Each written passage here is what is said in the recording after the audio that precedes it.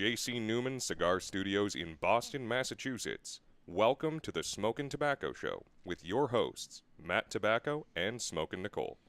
And good evening, ladies and gentlemen. Welcome to another episode of the Smokin Tabacco Show. My name is Matt Tobacco from SmokinTabacco.com, and I am joined once again by my beautiful fiance, Smokin Nicole, is here with me again. And as always, we are joined by our good friend, Mr. Jay Davis, although this time, instead of causing a ruckus in the comments, he's here on screen with us. And it's not Saturday night, it's Thursday night, so it's not Spare Notes, which is where Jay has been known to hang out with us, but that's okay. He's on the main show tonight. It's a beautiful night. We have a lot to talk about, but Jay, welcome to the Smokin Tabacco Show. Thank you for having me. You know, it's been a long time coming. You know, we've wanted you on the show. You've very active on the Spare Note show. We don't really do guests on that show though, so this was about as close as you were going to get to being on the Spare Notes. But I don't know, maybe someday I can convince Coop, like, hey, we got to do a guest and Jay has to come on, because I mean, you're pretty much a part of that show, at least in the comments. You have to have me and Carney and be a nice foils for each other. Ooh. Yeah.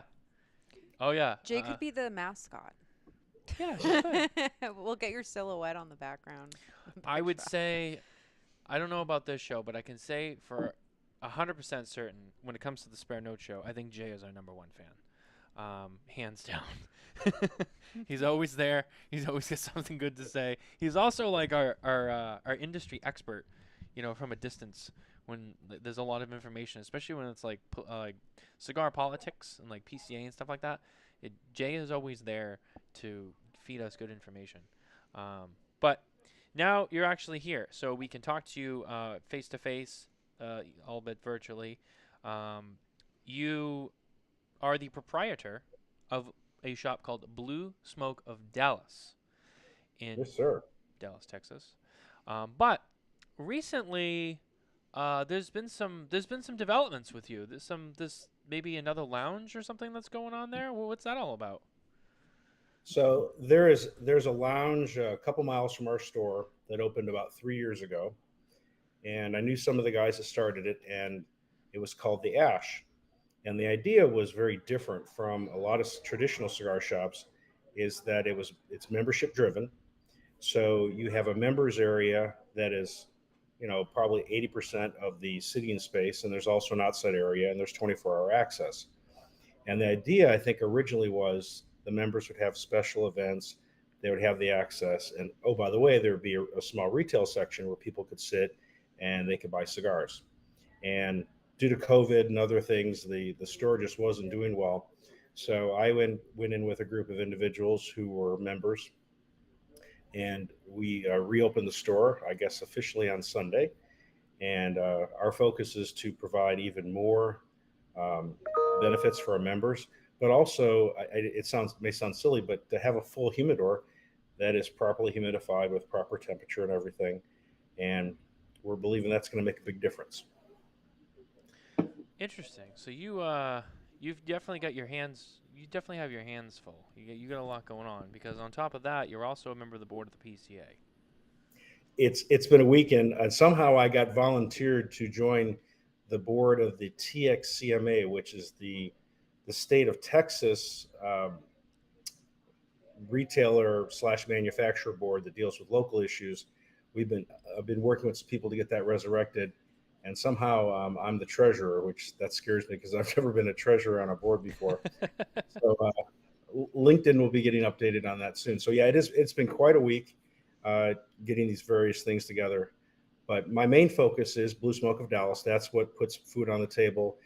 The Ash Social Club, I'm learning all about working with partners, and I really enjoy some of the aspects that they provide. It's nice that, maybe you're an airline pilot, or maybe you've had a long day at work and the local cigar store is closed and it's 1 o'clock in the morning and you want to go have a smoke.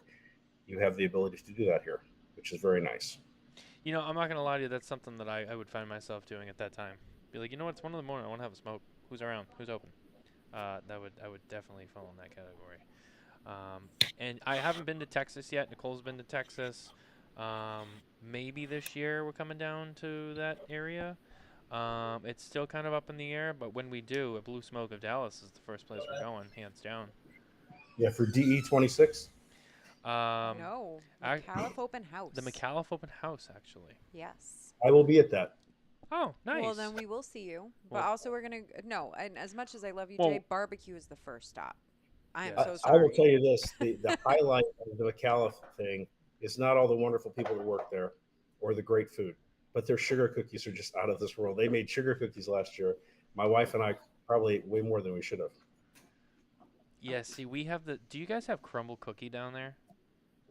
No.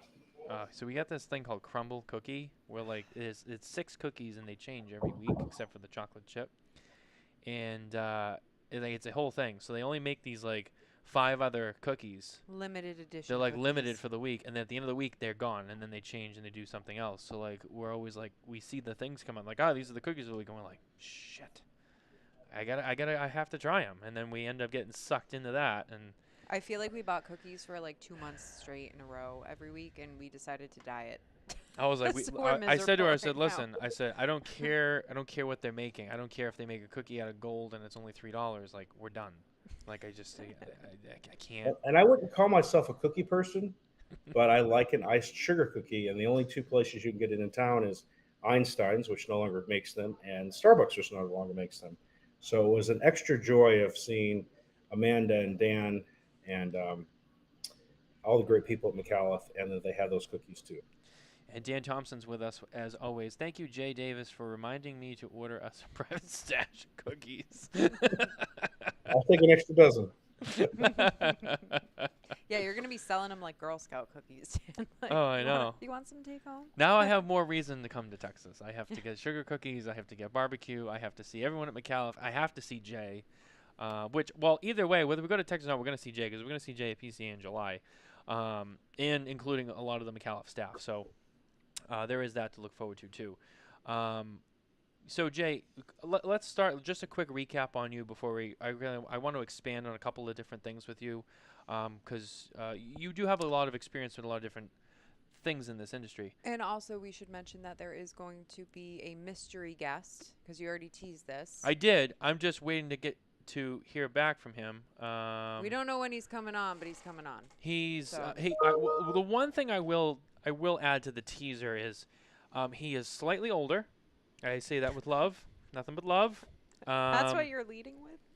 And he's admittedly still working with technology. So I'm hoping that he has no issues getting in. I know that he has some other things going on. And he's only going to make a quick appearance, just to say hello. And I don't know when that will be, but he has all the information. He told me earlier he would most likely stop by. So we're just waiting for that. So at any point, the show could be interrupted because someone could be showing up. And the only people that know who it is are the 3 people here. So I'm just going to leave it at that, and we'll see what happens. But Jay, really quick, for those who don't know who you are, a lot of people do, but for those who don't, a quick rundown. Blue Smoke of Dallas. How long have you been in business? How did that come to be? What got you into starting your own shop? That whole thing. We have been in business for almost 12 years now.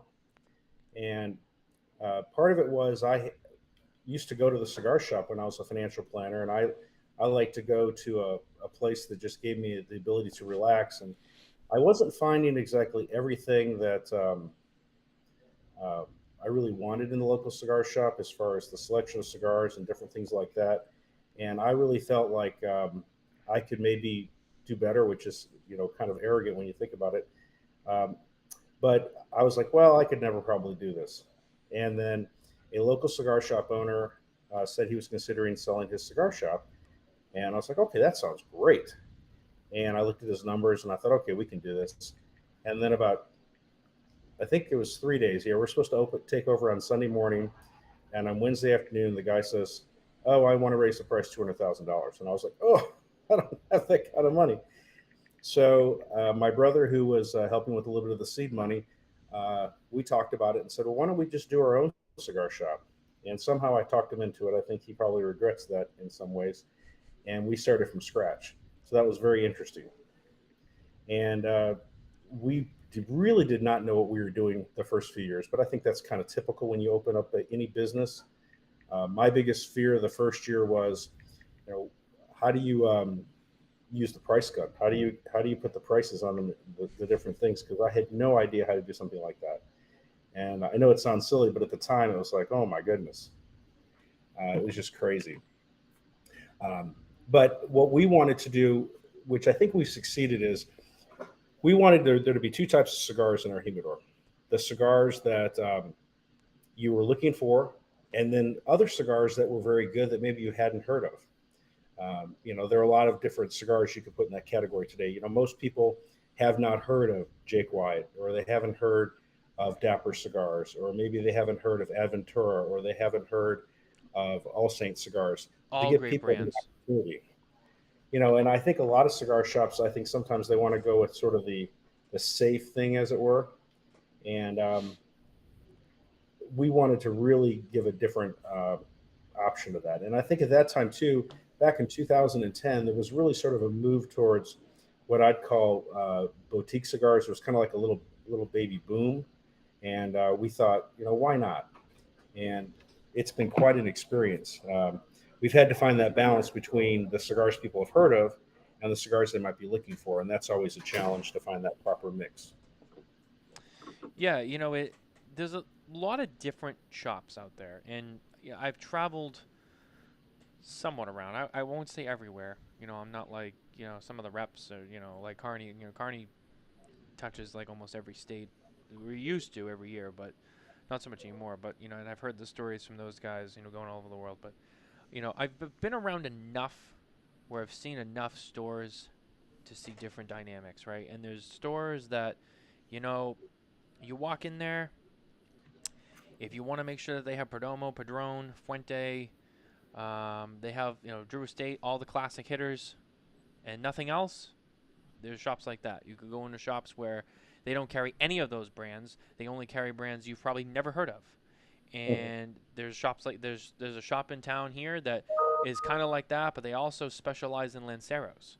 So you walk in there and they have like Espinosa and My Father, and they carry a lot of Lanceros from those brands, and they got Tatuaje, and they got Regis, and they have all these, some of the brands you may have heard of, but they also carry a lot of like Lanceros and like special sizes, or like certain lines or blends that maybe are not so popular, they're not as mainstream, and you'll see stuff like that. Then you'll go down to some shops, and they're Monte Cristo lounges, and they carry everything from Altadas and really like nothing else, or it's a Davidoff store, and so it's interesting, and I feel like every store you go into is very unique in that way, and I think that the way that you have set up your business model with that is unique too. You have the stuff that you're guaranteed to know, and then there's maybe something that you'll discover and be like, oh, what's this brand? And I appreciate that a lot, because there are a lot of good brands out there. There's a lot of smaller brands out there that, are trying to emerge. You mentioned the few you mentioned. I know all those brands: Dapper, Jake Wyatt, All Saints. What was the fourth one you said? Adventura. All great brands. And there's still a lot of people I talk to like, oh, I've never heard of that. What's that? And they're great cigars. And it's nice to see shops out there that make sure that they they give those guys their shot, because that's how they're going to get discovered. That's how they're going to grow. So that's really interesting. Yeah. I've gone to Napa Valley a lot. I used to drink alcohol, and I was always a big wine fan. In fact, I drink de-alcoholized wine, I guess that's what it's called. But I always liked going into a wine store, and I would just tell the clerk what I liked. And I said, well, I like a good Pinot Noir, particularly from the Willamette Valley, or I like a nice white wine from the Russian River Valley, or I like this from this area of France. And then they could just pull up and show me 2 or 3 different wines I've never heard of. And I walk out of there, when I opened the wine bottle, I was so happy whenever it happened. And that's what I wanted to do, was to curate, for lack of a better word, a cigar selection like that. I had a gentleman that came in the other day, and he said, I don't really care for Padrones. They're a little too spicy for me, but I like Aganorsa. So I recommended the Nicotina, which is a cigar that Work makes, but it's made at one of the Aganorsa factories. Mm-hmm. And I recommended the Chinchale, which is made at Hostess's factory in the Dominican. So he comes back in. He says he really liked those. He goes, give me 2 more suggestions. So he reiterated once again, doesn't want a lot of spice.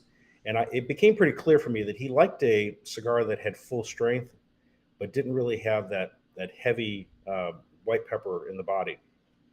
So we recommended a Casa 1910 and a Ferio Tego Pan America in the Churchill size. And he loved both of them. And I love to be able to do that for people. You know, in the financial planning business, you'd make a good recommendation and somebody wouldn't really feel happy about it for 6 or 7 years.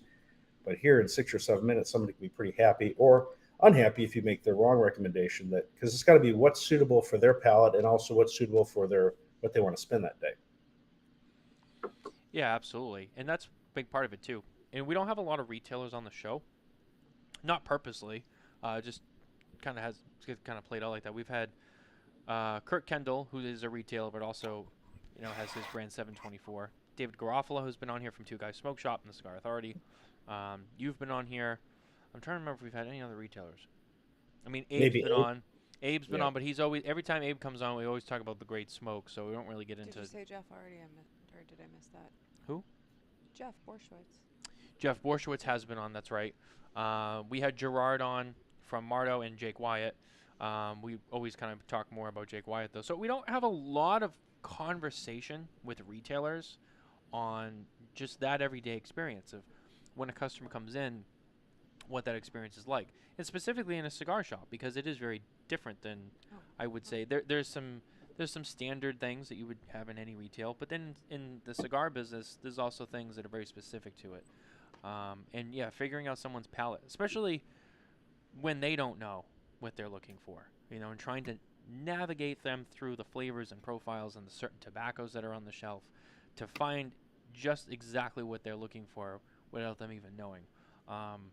I never worked in the retail side of it, so I can't speak on any experience, and I won't even try to. But I have to imagine that, especially in the beginning, that's got to be a little difficult, trying to just figure out what someone, hey, I want a cigar that's not too much of this, and it's like this, and you're like, all right, well, let's try these 4 sticks, and if those don't work, then let's try these 4. So that's definitely a skill, and I applaud retailers like yourself who have that customer service ability. Well, thank you very much. It's not easy, and there are times you get things wrong. You'll think that something is appropriate for someone's palate, and you'll miss, and that happens sometimes. Unfortunately, it's not like baseball. You can't hit 40% of the time, and that'd be considered a good number. But if you can hit 90% of the time, you're doing pretty good. Yeah, absolutely. Another thing that not a lot of people do, and a lot of people probably don't. If you don't know Jay, another thing that Jay does is he is a board member at the Premium Cigar Association. So if you do watch the Spare Note Show, you hear us talk about Jay all the time. Every week we talk about Jay and his comments, and we read his comments. A lot of times you have a lot of insight from legislative stuff going on within PCA, that kind of side of the industry. How long have you been on the board now? I've been on the board. I guess I was elected last May, and I came onto the board at the trade show in July. So it's only been 10 months. And how would you say your experience so far with that has been? It's definitely been a learning curve. You come in with a perspective of, you want to change the world, and then you have to deal with the realities of, oh, wow, so these are all the facts. I think the biggest challenge is it's hard to, whether you're a retailer or a media member or manufacturer, if you don't look at what the options are, you seem to think, well, they can do this, they can do that. But when you start looking at the reality of, what can actually be done, something as trivial as like, where are we going to put a trade show? You have lots of ideas, but then when you start actually looking at the locations that work with the finances that are needed and different things like that and smoking exemptions, it shows you that there's a lot more detail sometimes that, there's no reason to get into all the sausage making, but I certainly have appreciate a lot more of what the PCA has to go through, and particularly the way they've been trying to change the direction of the organization, particularly since 2016. Because let's face it, from 1933 until 2016, the focus of the PCA or RTDA was to run a trade show. and introduce new products. You go to the trade show in June or July, you'd order your products, you'd get them before Christmas, and you'd pay after Christmas. Well, now it's a much different world. You have the internet, you have the ability to find out a lot of information about brands. You can order brands directly from companies. And then also, there's a second mandate that's come up of dealing with the Food and Drug Administration and the other arms of the government when it comes to the regulation of premium cigars and non-premium cigars. And there's been a lot of money and resources spent over the last few years dealing with that. So I think that although the PCA could easily be criticized for a lot of the decisions they've made in the past, when you're kind of in their shoes and you see the information that's in front of them, it's a lot harder to be harsh on them. That doesn't mean that every step that was made in the past was perfect, but understanding who these individuals are, they donate their time. Nobody's paid to work as a board member of the PCA. They still have their businesses to run. They have their families to take care of. So it's taught me a lot of humility and understanding about where they're at. That being said, I'm not afraid to ask, well, why do we do it this way? And the board has been very open to me as a new member saying, okay, let's consider doing it Jay's way, or Jay, this is why we don't think this makes sense. And you have a lot of personalities and a lot of opinions, and there certainly isn't always consensus, which is good. So I appreciate a lot of what the PCA is trying to do. They're trying to protect our industry, so someone can come into your store and they can buy some cigars and enjoy them and not be hassled with the government. And the PCA has done a good job of working with the CRA and the CAA to help make that a reality here in the United States of America. And then they're also working now abroad on some international things as well. Yeah, which has been nice to see. And there's been some other international stuff that's come up, but I haven't really seen much with it yet. We've talked about Cigar Rates of the World on the Spare Note show and kind of, where are they at with that? And we haven't really heard much from that. It would be nice to see more. But I don't know. Maybe that's still a work in progress for those guys. I'm not really sure. But yeah, the PCA has had a couple of international summits already, which has been very interesting to watch. As a retailer, and especially, I mean, you're really part of the PCA. I'm sure that you bring up these things and you talk about PCA and some of the things that that organization does, like you said, with FDA, to your customers in your stores. There's a lot of retailers out there who really don't do that. Is there maybe something you could speak on or say to other retailers out there as to like, hey, like this is what you should also be doing, when your customers are in your store to bring awareness? I think part of it is understanding that retailers come from a lot of different perspectives. You have some people where, maybe their parents own the store, or maybe they bought into the store, or a lot of people like me where they were in other industries and they started fresh. And one thing that's a pretty common characteristic of entrepreneurs, I think, in general, and particularly people that own cigar stores, is they don't like to be told what to do. So there's a balance of, you don't want to tell all your members what to do, but you want to be a sounding board. You want to be there to provide advice, to make suggestions of good practices. And sometimes that's met with resistance. Sometimes people don't want to hear what you have to say. Yeah, that's true, and you always have to be ready for that. Um, Not everyone's going to agree with everything you say. Not everyone's going to like everything you have to say. You just kind of have to roll with it. Yeah, I mean, sometimes I'll talk with a retailer and they'll be like, well, I don't really want to pay $400 a year or $600 a year, depending upon the number of stores, to go there. I don't want to go to the trade show. It's pointless. And I just sort of back them up and talk to them about the benefits of when you go to a trade show, the interaction that happens, the networking, developing relationships, enhancing those relationships. Getting a good deal or getting access to a cigar is only part of it. And a lot of people don't see the value add. And I think that sometimes is short-sighted. Yeah, absolutely. What would you say so far, um, whether it's on the front end with the customer service or it's on the back end, you know, and now that you have the lounge too, what has been your biggest struggle that you still haven't been able to fix, or you still haven't been able to overcome, but you're still working on that? You've experienced so far in this in this industry for you, as a Well, retail owner? well, me personally as a member of the PCA, or me as a board, what's the biggest frustration I see? No, just as a store owner, separate from the PCA. Like just in like your everyday running the business or whatnot. What has been probably the most challenging thing for you? I love coming to work every day. There's not really many challenges. The biggest challenge is just to keep people happy. Sometimes, you do work in retail. Sometimes people are in um, a bad mood or they've had a rough day, and your goal is to figure out whether there's somebody that they want your attention and they want you to talk to them, or if there's somebody that they want to just be left alone. In a lot of ways, you're kind of like a bartender and a therapist as well. You've kind of figure out where people are at. But I like meeting people I've never met before, and I like seeing old friends. So for me, there's not too many challenges. You know I think the biggest challenge is that I see is I don't like what's happened with cell phones.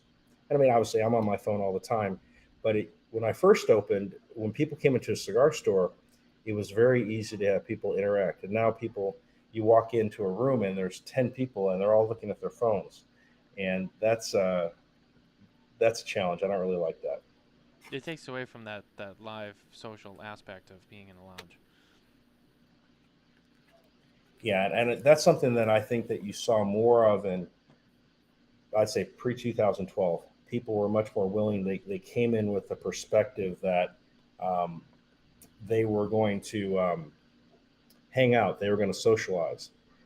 You still get a little bit more of that in sporting events.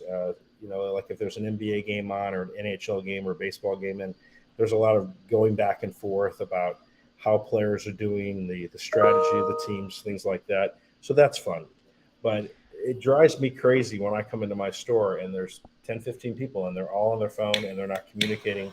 So, of course, what I do is I try to figure out who I can talk to, and let's talk about some things. Whether it's what you're watching on TV or sports or a book you've read, or things that you're interested in. Doing your best to avoid the taboo topics of religion and politics, which ultimately a lot of conversations end up there, anyways.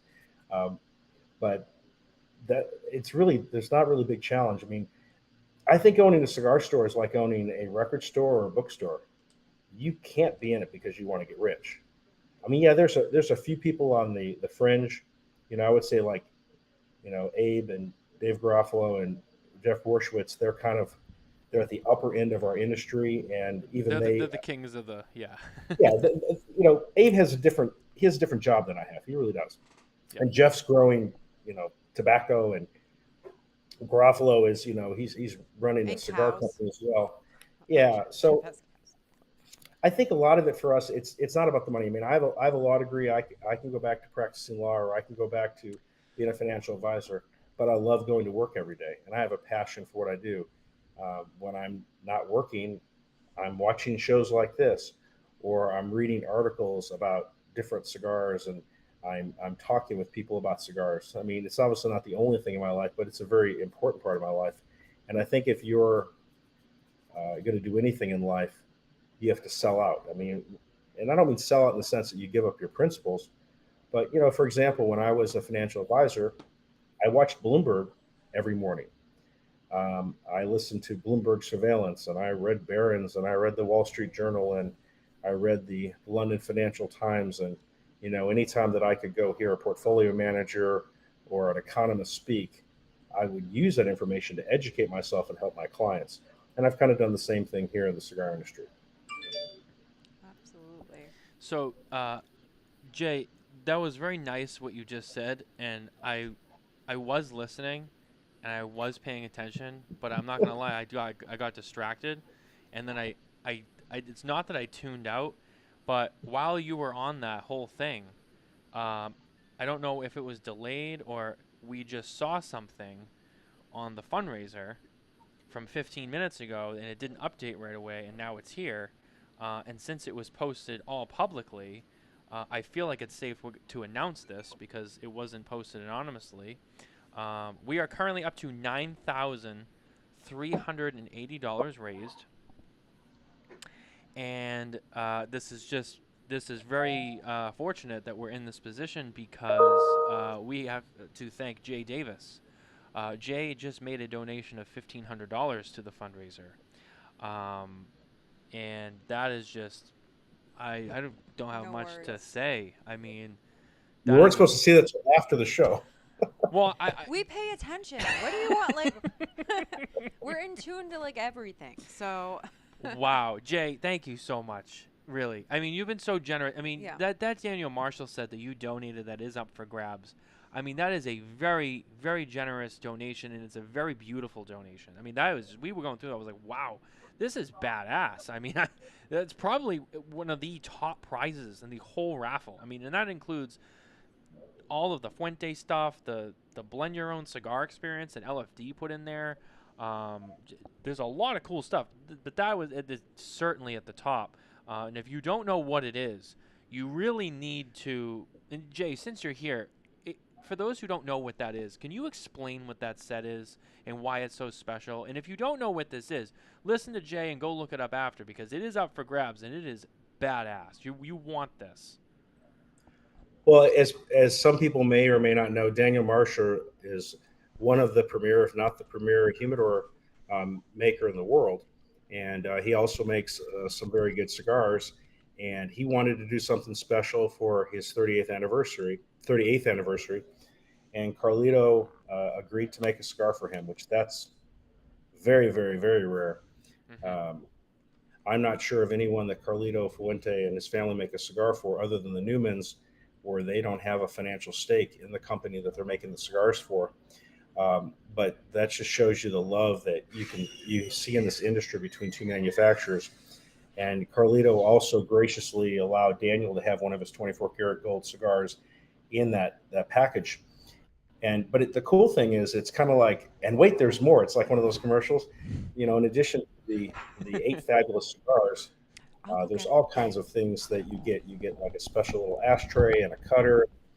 There might even be a lighter. I can't remember. There was so much stuff. I was overwhelmed. I Nicole's gonna was grab it. afraid to touch it. And you also get to join Daniel's club, the Fireside Chat Club, or I probably just got that name wrong, but Daniel is very much like Carlito in the sense that he loves the history, and he talks a lot about the history of the campfire. Whether it's ghost stories or making s'mores or getting drunk or just hanging out.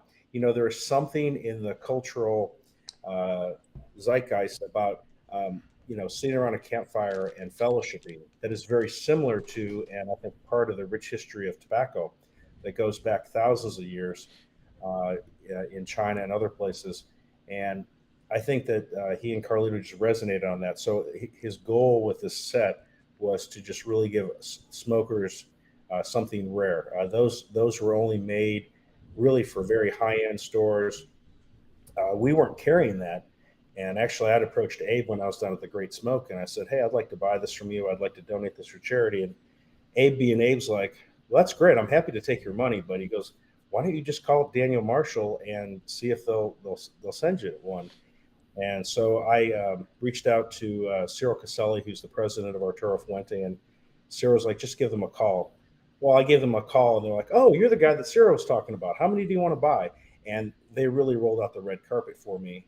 And I bought a couple of sets. I bought a set that we sold at the store, and then the set for you guys. But I wanted to give something special as a gift. I mean, me personally, I could care less if I win any of the gifts. I mean, when you've been to the foundation, and I've been blessed to have gone to the foundation many times, you know, it's just something that you just want to give back and help out. And the cigar industry, I think, in general, is very charitably inclined. You see almost everyone in the cigar industry involved in things that they're passionate for. I know Arturo Fuente had a day of global impact in several places in the world where they were giving and helping local charities in honor of Carlito's birthday. I know the Padron family has a foundation. I know that CLE Cigars has a foundation.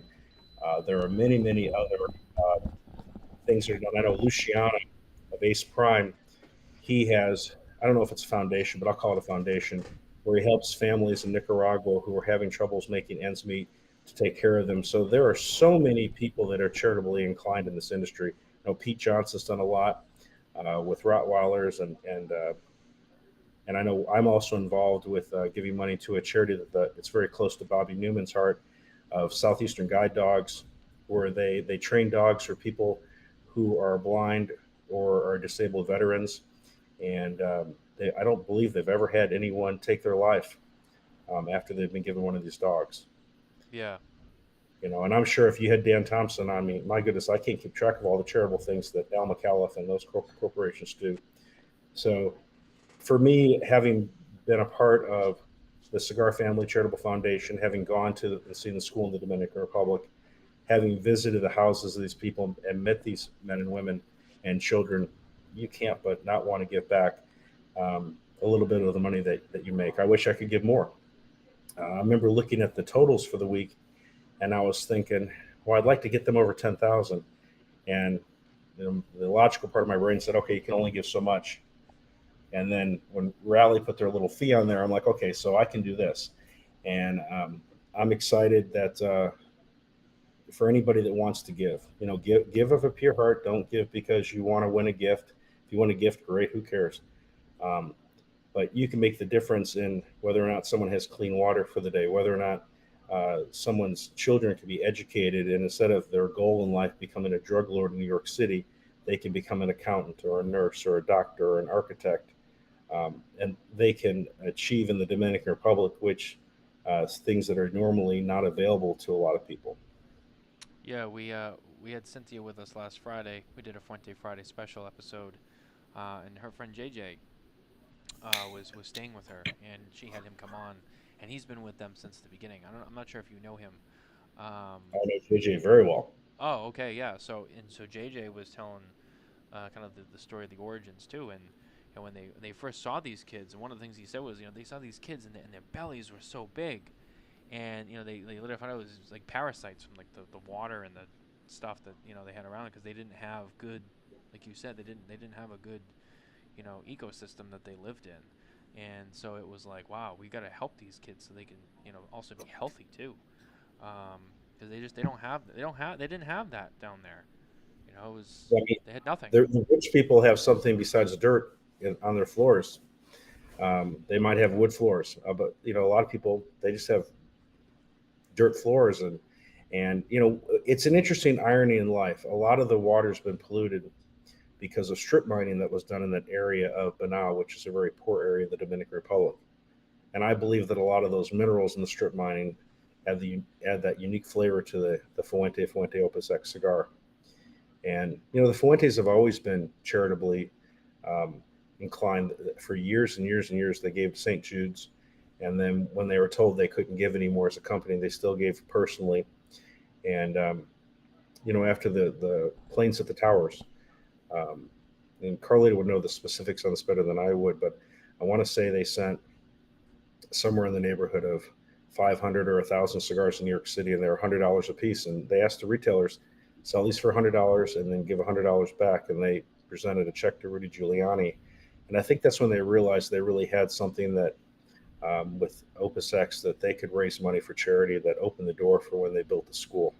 But I believe the first time they really saw the power of that for charitable giving was after September 11th. You bring up a good point. If you're a cigar smoker, you've heard of Opus X. I mean, the logo, you've probably seen it. You've probably seen these beautiful boxes online or in retailers, and whether you're a fan of Fuente, whether you're a fan of Opus or not, it's more than just the cigar. There's a reason why Fuente Opus X is special, and there's many reasons. One, it was the first Dominican cigar that was all Dominican, with Dominican wrapper. It was something that people told Carlito, yeah, you'll never do that. It's been tried. You can't do it. Someone told Carlito one time, you're a great cigar assembler, but you'll never be a good cigar maker because you can't grow wrapper.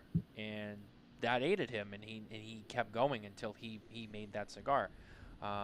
Fast forward, like you said, then they see what they could do with this cigar, and they've done.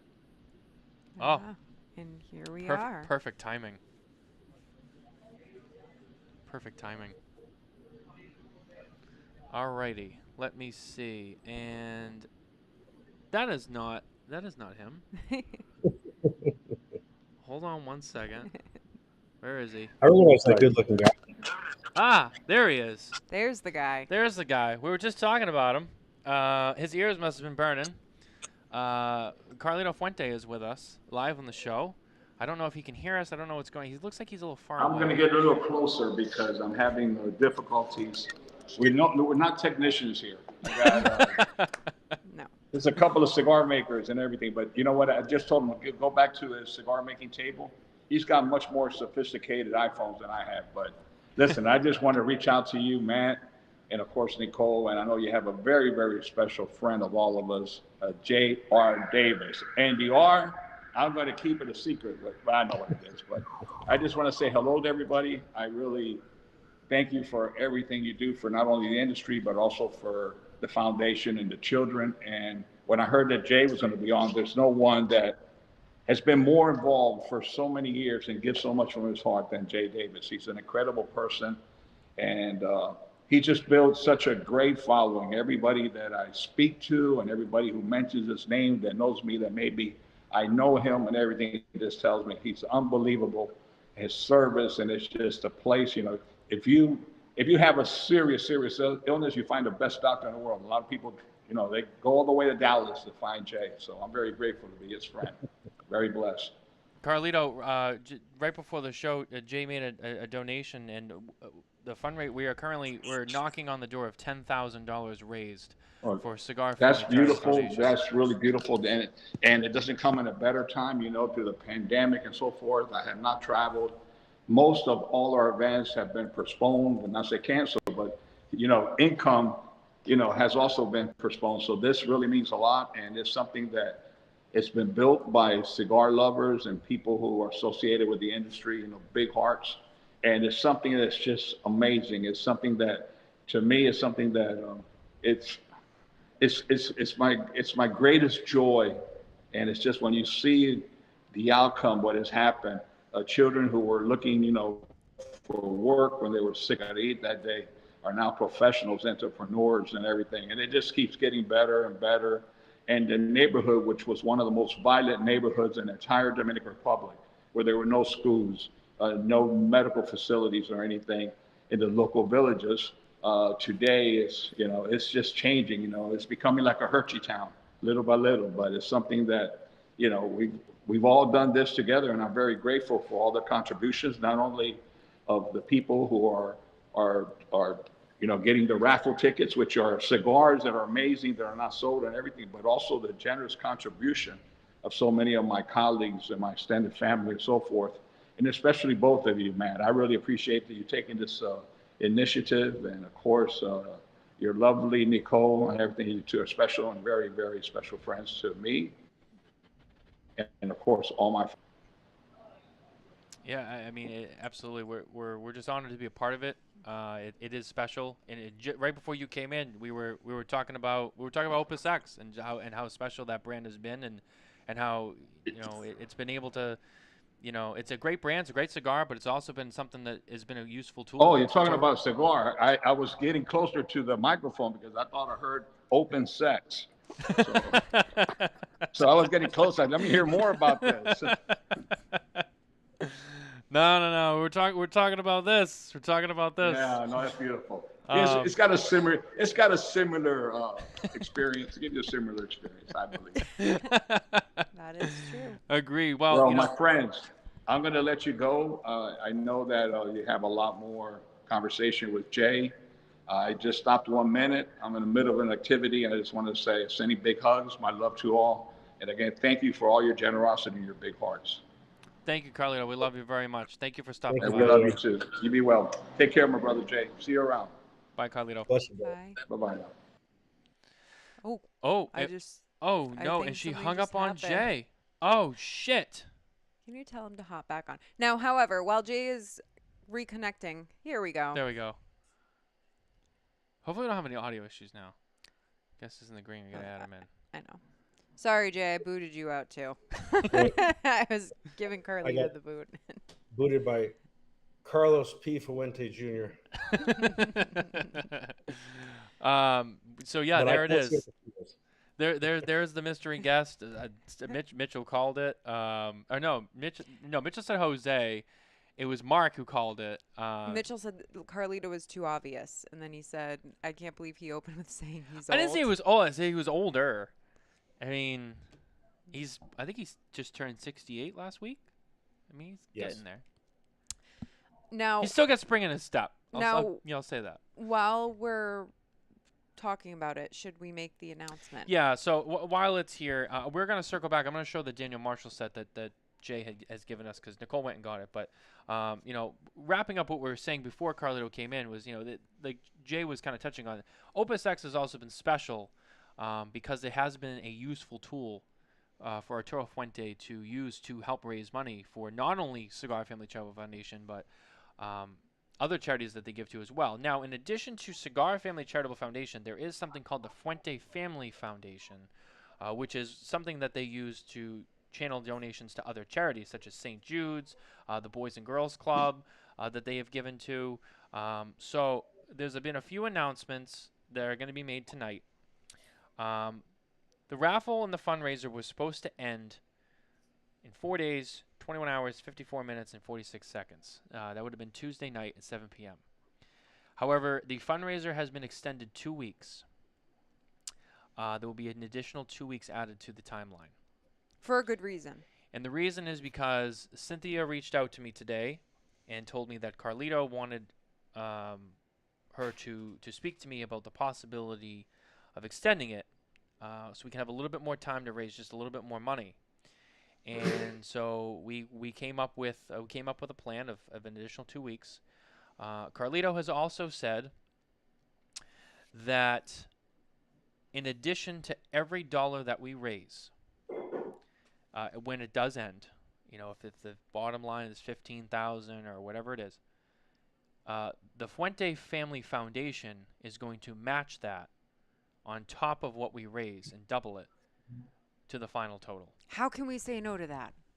We couldn't Wow. say no to that. And Jay has already graciously brought us almost to the door of 10,000. So if you use your imagination, At minimum 20,000. at minimum, Yeah. as it stands, we are at almost $20,000 raised to Cigar Family Charitable Foundation. So it was for a good reason. Because I know everyone's like so excited for it to end, but And I did not know. I didn't expect this No. today, and we didn't know. And But the main point is that we are raising money for this wonderful charity. And on top of that, we are getting, I wish I had a drum roll, but more prizes added as well. So Cynthia has graciously offered to donate some additional prizes to also help extend this raffle for another 2 weeks. So And now they will- there's even more. So right now, I think as it stands, we have like 43 prizes to win in total. So now we're going to have more.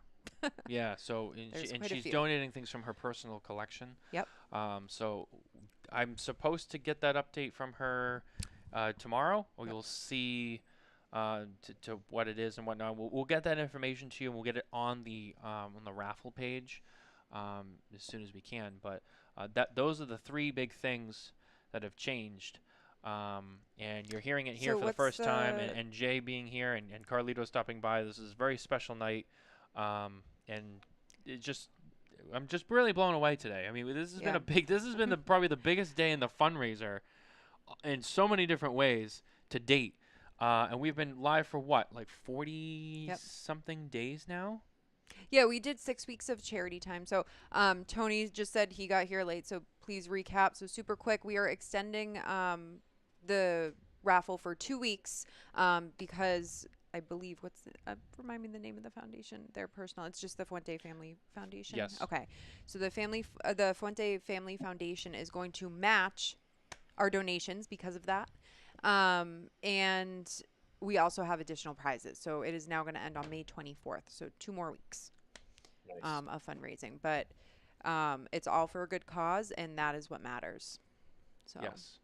Yeah, it's been when we did this last year, it was special and it was fun. We raised $7,000. It was really nice. We went down to Tampa like literally days later, and we all presented The big check. The big check to Cynthia. Well, she's already asked me. She's like, "Are you coming with the big check again?" Because like, I think she's a little disappointed we're not sending her the big check. and I'm like, "We'll still do the big check. It might not be like right away, but like, because last year kind of worked out that way. But we'll still come with a big check." And she's like, "All right." I think she wants the big check. She wants so the photo op. No. yeah, well, I don't blame her. It's a good time. So yeah, but I mean, guys, seriously, this year has been so special, and to have all this happen on the day that Jay is with us, I mean, Jay, really having you on tonight, you know, this was planned months ago. I had you scheduled, but just the way everything worked out, it's really special to have you here tonight. You've been so generous to this in multiple ways. We really appreciate that. In my conversations with Cynthia today, you know, she kept mentioning Jay Davis, we got to have Jay Davis. I go, Jay Davis is coming on the show tonight, actually, just by chance, and that's how the schedule was. And she's like, oh my God, Jay knows so much about this and can speak so much to this. So really, just it's special. It really is. It's special all around. And Jay, really, again, just thank you for being here for all this. I know it's kind of not like your standard interview where we talk all about you the whole time. There's been so many things that have gone on here, but I appreciate you putting up with it and being here. So thank you. But those are the announcements that we wanted to make in terms of the fundraiser, and the timeline will be updated after the show. But Jay, I've kept you over there in silence for too long. How you doing? I'm doing great. I'm excited because my over/under was 25,000, so I think we're going to hit it. I think so. Yeah. I think so. And Jay did call that in the first week, 25,000. Carney said 15 to 20. He wasn't too specific, but he had a little bit of a range. Jay was like, no, 25,000. So, and I really think we'll probably hit that with the matching. Obviously, yeah, I think we're going to hit that. So, very, very excited. Very, very excited. That's very special. A cool thing for people that sometimes people are concerned if they give.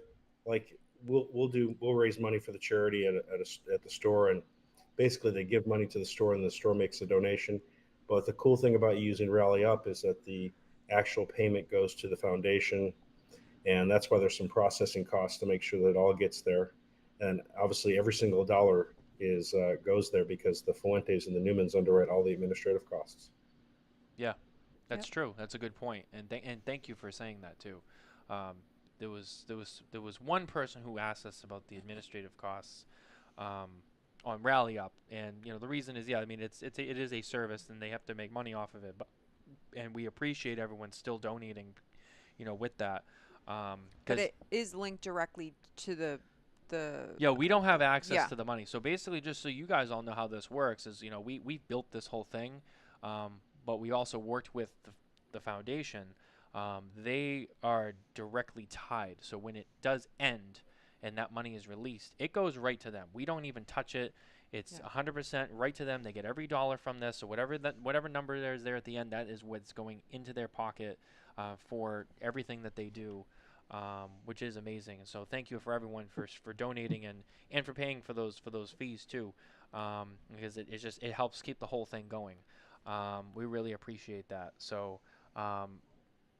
I know you grabbed this. I feel like there's so much has happened, but if you want to just show it really quick.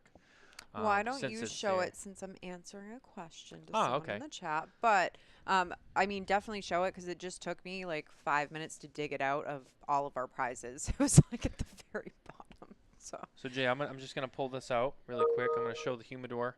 So this is the humidor from the Daniel Marshall collection. Now this is the 38th anniversary. Is that right? Is that what it's called? Yes. I'm gonna open this up. I did not realize that all that was in there right on top, but that's okay. I'm gonna pull that out. Alrighty. And here. You just look at the wood in that humidor alone. Amazing. It is beautiful. And you got that 24 karat gold cigar. Sorry, backwards. Right here. That is amazing. Have you smoked that cigar, Jay? I have not. I've heard people say they know people who have. It does burn, and it's quite the experience. And I believe. I've smoked one of them. Oh, you have? It was have. a different cigar. I've smoked a gold cigar from Daniel Marshall, but I think that's a different blend. Okay. Is that the one from the box where they're all gold? Yes. Yeah. I haven't had that one either, but I've seen. I think Abe had those in the vintage room when we were all at Great Smoke. I think I saw those. And if I remember correctly, Daniel actually rolls the gold on that one himself. Oh, I didn't know that. I think he does. I think Nicole looked it up after. Well, the description says that he rolled it. Huh. Or yeah. Interesting. And So actually, your retail price on that is quasi accurate. The suggested price is 15 to 1600 in the United States, but in London and in Europe, the retail price for that box is 3,000 euros. Wow. That's crazy. Very beautiful. Comes in this nice velvet sleeve bag. It just folds right open. The box is inside. It's been very well kept. Just really amazing. And like Jay said, there's also other pieces to it. There's a cutter, there's a lighter, there's some branded Daniel, Marshall, and Carlito cedar sticks for lighting that come with this as well. Gold cutter, which I will try to dig out of here. There we go. Really nice. Everything is inscripted with Daniel, Marshall, Carlito. Just really, it's a beautiful set, and you know, thank you for being patient with us, Jay. I really wanted to show this. It was so beautiful and so generous of you.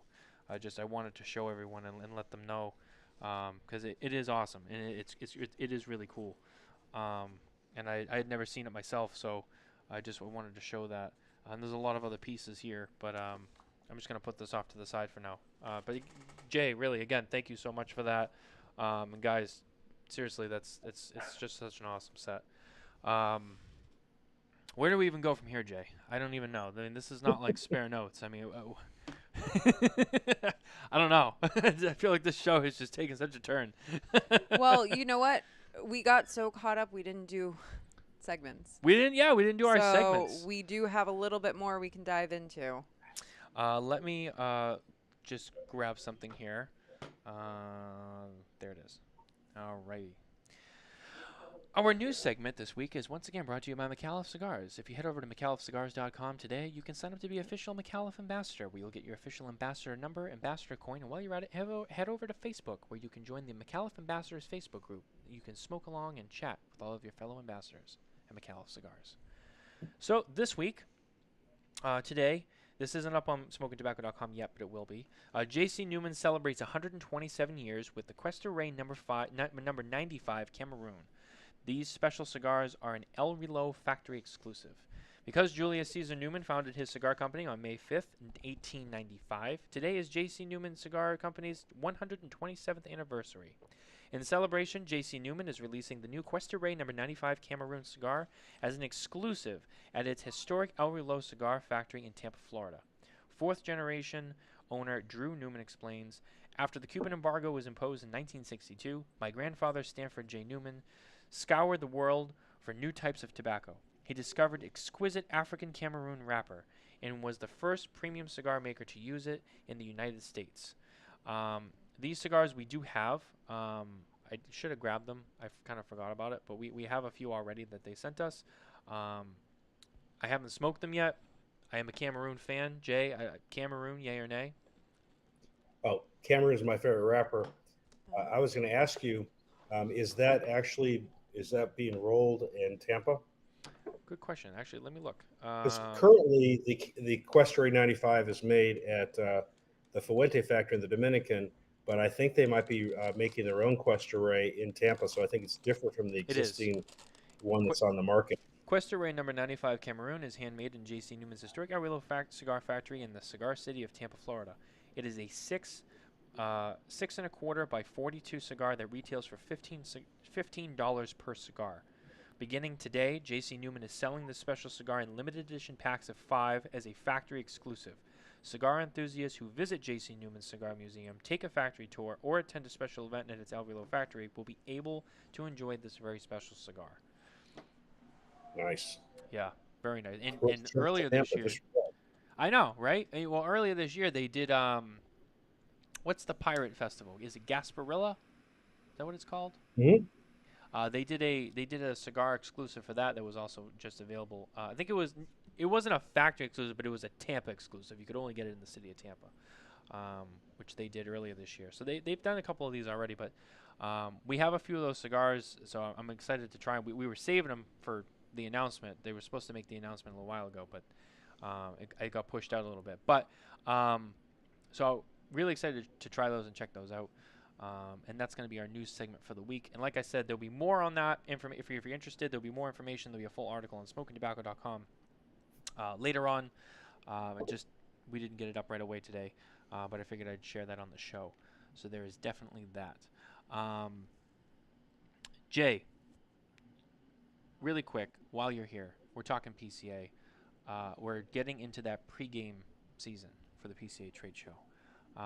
As a retailer and as a member of PCA, what are some of the things that you're excited to see or you're hoping to see at the trade show this year in Las Vegas? Well, I'm excited, first of all, to see all the manufacturers and media and other retailers I only get to see maybe once or twice a year. It's like a big homecoming as well as like the Super Bowl. And I'm also very excited about a lot of these PCA exclusive cigars. I know Pete Johnson has one coming out with Sumatra wrapper. That sounds very exciting. I know Rocky Patel is issuing an ALR that's just available from the show. I think Alec Bradley has one. There's a few other companies that are working on exclusives. So I think last year we got a lot of really cool cigars that were exclusive at the show that were really awesome. Like the Padron 95 last year. So it's kind of cool to see those special cigars. And I know Crown Heads will have one. I'm sure Ace Prime will have one. And there's a few other companies. So that's very exciting. But I think the biggest part is you get to see your friends that you don't get to see very often. And you get to hang out and smoke a cigar with them. And, generally, like I mentioned, when you are a retailer, your goal is to make your customers comfortable and to make them the center of attention. And that's the way it should be. I always say the two keys to a cigar shop are make your cigars comfortable with the right temperature and humidity and make your customers comfortable, and everything else will take care of itself. But at the trade show, it's an opportunity for the retailers to kind of get taken care of and to see people they don't see very often. How often do you get to see Lito Gomez, or how often do you get to see Christian Arroyo? How often do you get to see, George Padron?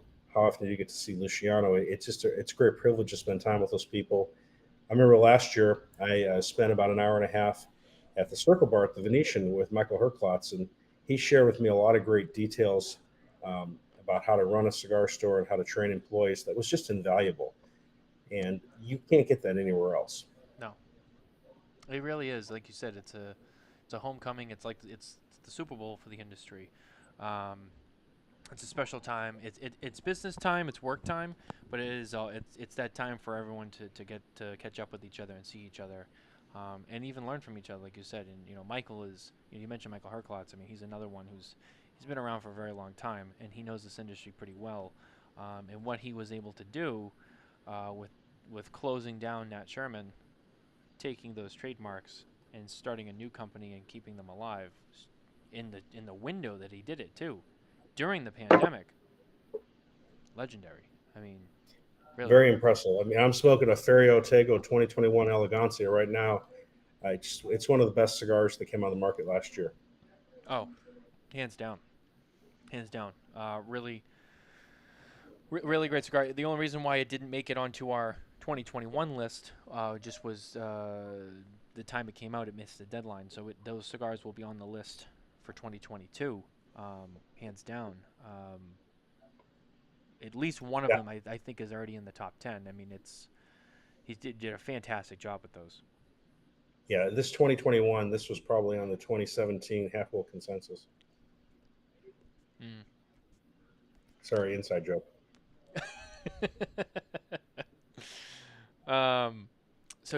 Sorry, I was No, going to go say. ahead, go ahead. Are you going to go on to the next? I was. Go ahead. Hold on. Go ahead. No, I just wanted to. I actually just looked at the calendar because I'm like, when is PCA? It's 9 weeks away. Yeah. What a great time to hand a big check to Cynthia Fuente. Right? Well, is she? I don't think she's going. Didn't you ask her? I don't think she's going. Yeah, I don't know if she's going or not. She doesn't typically go. I don't know. I'd have to find out. Maybe she did she hasn't been in the the past couple of years when we've gone, but No, But I that's think okay. maybe I don't know. I have to find out. Yeah. If not, we might just have to make a special weekend trip down to Tampa, and hang out with her because I know she really wants the big check, and we want it's a great time. It's really fun. So and I have to give credit to Carney for that because he did all that, and I didn't even know he was doing it. We were driving back to Orlando from Boynton Beach, right around this time last year. And because it was about a year ago this week we were down there, and he was like, "Oh, by the way, when we get to my house," he's like, "we got to keep an eye out for UPS." And I was like, "Why?" He's like, "I ordered like one of those jumbo checks." I was like Publishers Clearinghouse? He's like, "Yeah." And I was like, "For what?" And he was like, "We're gonna give it to Cynthia. It's got the logo and the." I go, "Really?" He's like, "Yeah. I made it up. I had it overnight in my house." And I was like, "Oh, okay." And he was like, "Dude, it's gonna be sick." He was all excited. I wish I had the photo ready. We could have shared it up on the screen, but actually, if you go to smokintabacco.com, or unless you have it, but I can see if I can bring it up. if you go to smokintabacco.com and you scroll all the way down to the bottom of the homepage, it is down there at the bottom with all of us, with Cynthia and Angela. We're at Grand Cathedral with the check. It was an awesome photo. I mean, you don't need to try to convince me to go to Grand Cathedral. So like. Oh, I know. It's really not a hard sell. If you've never been down there, you should go. If you're in the Tampa area, it's truly an impressive place. Jay, it's also time for our top 3 segment for tonight. Our top 3 segment brought to you by Room 101 Cigars. If you watch the Smokin Tabacco show, eat your vegetables, take your vitamins, and smoke Room 101. Oh, there we go. Oh, what happened? Oh, No. never mind. Screen change. We're good. Jay, 3 things, 3 hobbies of yours outside of the cigar industry that you really enjoy. Now, before you answer, I don't know why. Have you seen Parks and Recreation? I've watched a few episodes. I really like it. You remind me a lot of Ron Swanson, and I don't know why. We had this conversation. And I look at you and I'm like, Jay is like really into woodworking Or meat. or meat. I'm like, he just strikes me as a Ron Swanson kind of guy. I don't know if it's the beard or I don't know what it is, but he just strikes me as a Ron Swanson. But anyway, I asked the question. I will let you answer. Well, I don't do it as often as I used to, but I love to read. I was actually one of those few geeks that read Game of Thrones before it was ever a TV show, Ah, and I've always liked fantasy. Um, I really like to read and reread the same things over and over again. So I like fantasy shows as well. so you're more of a I'm a, fiction reader. yes, I think law school did that to me. I read so many court decisions in law school that it's hard for me to read a biography, um, which is kind of funny. I don't read biographies, but I love biographical television shows. Like Okay. I just watched 450 episodes of Etragil, which is a show on Netflix. It's all in Turkish, and the subject of it is Etragil, who was the father of Osman the First, who founded the Ottoman Empire, kind of an equivalent to Philip of Macedon, who was the father of Alexander the Great. And I like sort of those stories that have a historical premise, and then maybe they elaborate. Like, what is the Last Kingdom that deals with the Alfred the Great in the 10th century? So I like shows like that, and I like books like that. Or I like to watch really boring documentaries that my kids are like, okay, can we stop watching this and watch something else? That's a big thing for me. I like sports. Probably watch basketball the most, but baseball is probably still my favorite sport. I don't know why. I'm very patient with it. There's a lot about baseball that's frustrating, but baseball has always been near and dear to my heart since I was a kid. So, I guess you just never give up on it. I think my older brother he says he's done. This last work stoppage was pretty much the thing for him that did him in. It's too much. And the last thing is my church. My wife and I, we spend a lot of time involved in our ministry. It's called the Way International, and we've even spent a couple of years doing like missionary type work, and that's a big part of our lives. Other than that, life is pretty much work and streaming services and spending time with the kids and grandkids. Let me ask you another one, just because we're here and I like to have fun. Desert Island, 3 things. Go. Oh well, The first would definitely be cigars. Yeah, that's a given. Uh, the second, if you're a fan of the magicians, to be able to grow properly, they had this spell where they were able to grow perfectly cooked bacon, which that'd be very cool. Um, and I guess the third thing would be unlimited books to read, whether they're regular books or on my Kindle. That'd be fun. So you would sit on the beach on an island, smoking cigars, reading books, and eating the perfect bacon. Absolutely. I remember a few years ago, we went to Cuba, and one of the guys that went with us, who's now passed, his goal was to sit on the beach in Cuba, smoke a cigar, a Hemingway cigar, and read something from Hemingway, and that made his week in his life that he was able to do that. Um, so yeah, I like sitting on a beach or sitting on a cruise ship, and I like reading and smoking a cigar. I read all the Robert Jordan series that way.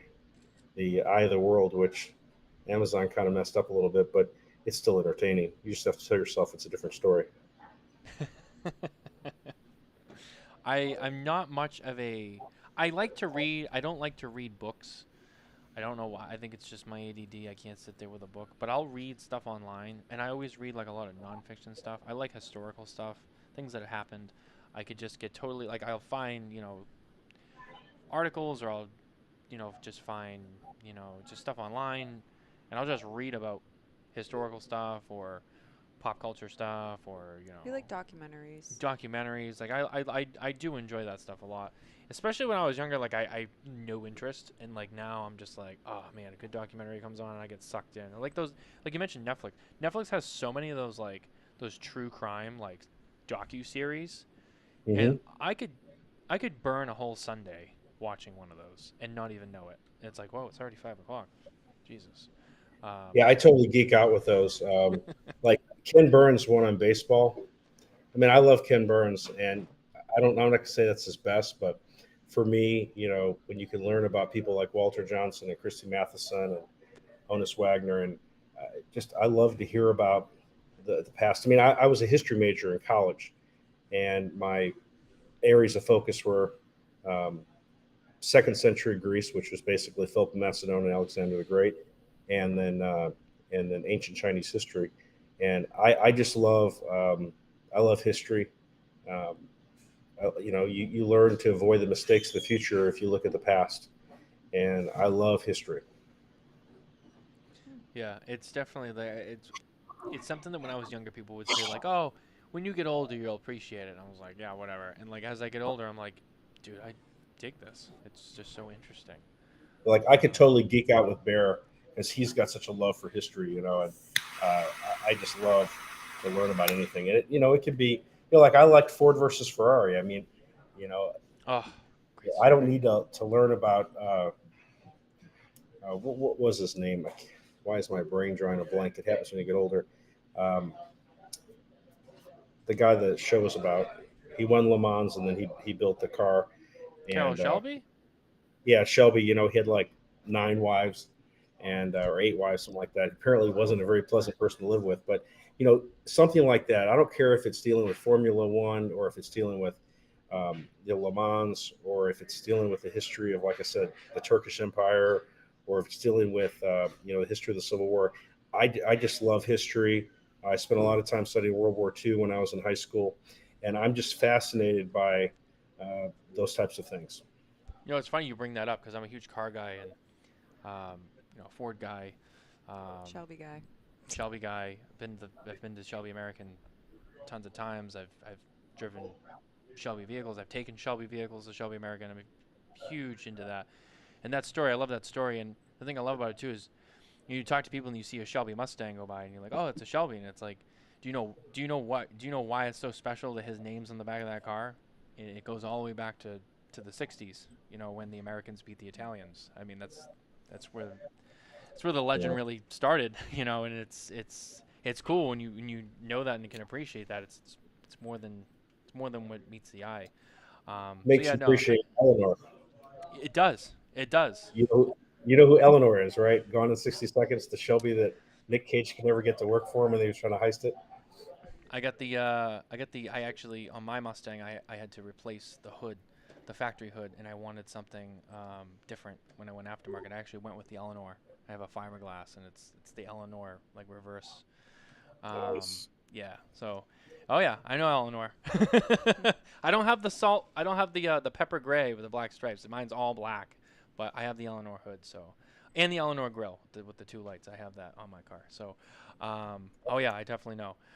So yeah, no, I can totally relate. It's entertaining. It's a good way to pass some time and to learn about some fun stuff. But here we are getting carried away again. It's always a great time, and it's always such a great conversation with Jay. I feel like we could talk about anything with Jay. Every time I've ever run into Jay, it's just like when we talk about stuff, just you never know what it's going to be, but it's always a great conversation. Before we wrap up though, Nicole, next week we have Lito Gomez of La Flor Yes. Dominicana with us. That'll be very special. So there will not be a celebration episode next Tuesday night.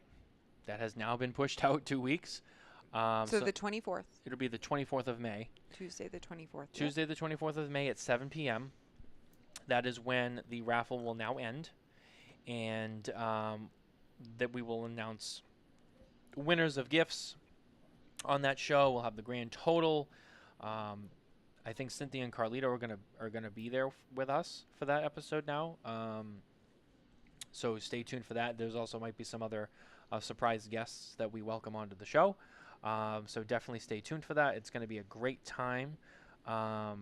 Thank you again to everyone who has donated to this cause.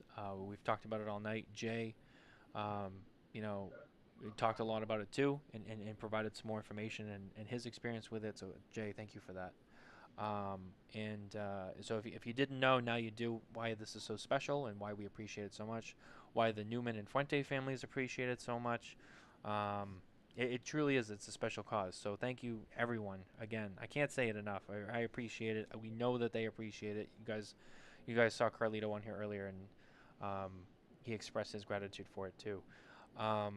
And that's really it. That's mostly all we got. But Jay, before we let you go, anything else that you want to say? Anything you want to promote? The floor is yours. I would just encourage anyone that's a retailer to go to the PCA show, and anyone who's a consumer to encourage their retailers to go. The PCA does a lot, and I don't think it's very much appreciated. But I don't think people realize that the ability to smoke a premium cigar is at peril. I don't think since the passage of the Volstead Act in 1920, where there was prohibition against alcohol, that premium cigars have faced anything this dire. And I think a lot of people have apathy about it. They don't think that it's real, and it is very real.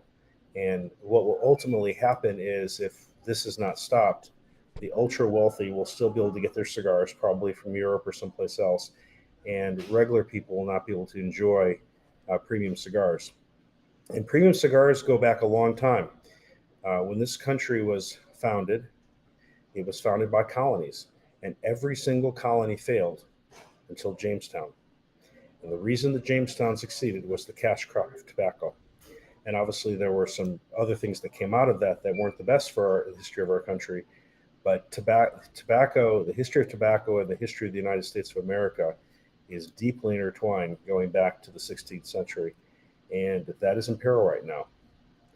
And I think people should take that very seriously. Don't stay up at night worrying about it, but do what you can do. Speak to your local retailer. If you're a retailer, go to the PCA. If whether you're a retailer or not, join the CRA. If you are a member of the CRA, I don't care if you're a lifetime member, send them an extra $50. It makes a huge difference. I can guarantee you, with the new proposed regulations that are coming out with regard to flavored cigars, we're not just talking about vanilla cigars.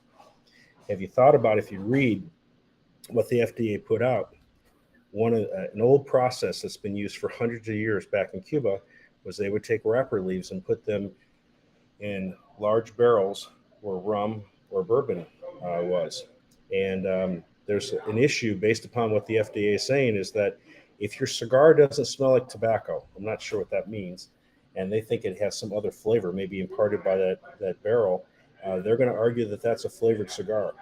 So they're not just coming for menthol cigarettes and vanilla cigars.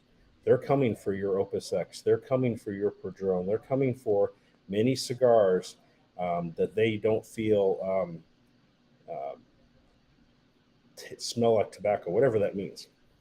I mean, we're dealing with the FDA where I don't know if you guys know this, but if a customer walks in my store and they appear to be under 30, you have to card them.